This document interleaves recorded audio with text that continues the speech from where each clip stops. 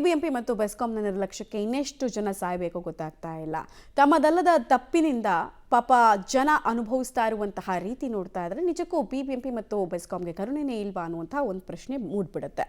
ಈಗ ಇಬ್ಬರು ವ್ಯಕ್ತಿಗಳು ಸಾವು ಬದುಕಿನ ಮಧ್ಯೆ ಹೇಗೆ ಹೋರಾಟ ಮಾಡ್ತಾ ಇದ್ದಾರೆ ಅಂತ ಡೀಟೇಲ್ಸ್ ಅದೇ ನೋಡ್ಕೊಂಡು ಬರೋಣ ಬನ್ನಿ.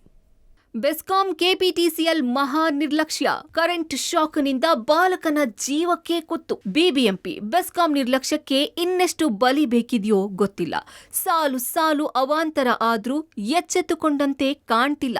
ಈ ಮಧ್ಯೆ ಕೆಆರ್ಪುರಂ ಬಳಿಯ ಅಯ್ಯಪ್ಪ ನಗರದಲ್ಲಿ ವಿದ್ಯುತ್ ಅವಘಡದಿಂದ 10 ವರ್ಷದ ಬಾಲಕ ಸುಟ್ಟು ವಿಕ್ಟೋರಿಯಾ ಆಸ್ಪತ್ರೆಗೆ ಸೇರಿದ್ದಾನೆ. ಹೌದು, ಬೆಸ್ಕಾಂ ಕೆಪಿಟಿಸಿಎಲ್ ನಿರ್ಲಕ್ಷ್ಯದಿಂದ ಹೈ ಟೆನ್ಷನ್ ವೈರ್ ಮನೆಯ ಪಕ್ಕದಲ್ಲೇ ಹಾದು ಹೋಗಿದೆ.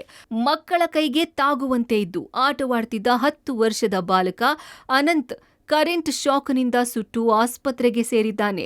90% ದೇಹದ ಭಾಗಗಳು ಸುಟ್ಟು ಹೋಗಿವೆ. ಸದ್ಯ ಮಗು ಸಾವು ಬದುಕಿನ ನಡುವೆ ನರಳಾಡುತ್ತಿದೆ. ಕೊಂಬೆ ಬಿದ್ದು ಗಾಯಗೊಂಡಿದ್ದ ಅಕ್ಷಯ್ ಗಂಭೀರ, ಬದುಕುಳಿಯುವ ಭರವಸೆ ಕೊಡದ ವೈದ್ಯರು. ಮತ್ತೊಂದು ಕಡೆ ಮರದ ಕೊಂಬೆ ಬಿದ್ದು ತಲೆಗೆ ತೀವ್ರ ಪೆಟ್ಟಾಗಿದ್ದ ಅಕ್ಷಯ್ ಪರಿಸ್ಥಿತಿ ಇನ್ನೂ ಚಿಂತಾಜನಕವಾಗಿದೆ. ಜಯನಗರದ ಖಾಸಗಿ ಆಸ್ಪತ್ರೆಯಲ್ಲಿ ಚಿಕಿತ್ಸೆ ಮುಂದುವರೆದಿದೆ. ವೈದ್ಯರು ಅಕ್ಷಯ್ ಪರಿಸ್ಥಿತಿ ತೀರಾ ಗಂಭೀರವಾಗಿದೆ, ಸದ್ಯಕ್ಕೆ ಯಾವುದೇ ಭರವಸೆ ಕೊಡೋದಕ್ಕೆ ಆಗಲ್ಲ ಅಂತಿದ್ದಾರೆ. ಅಕ್ಷಯ್ ಆಸ್ಪತ್ರೆಗೆ ಸೇರಿ 4 ದಿನ ಆಗ್ತಿದ್ರು ಬಿಬಿಎಂಪಿ ಚಿಕಿತ್ಸಾ ವೆಚ್ಚ ಭರಿಸಿಲ್ಲ.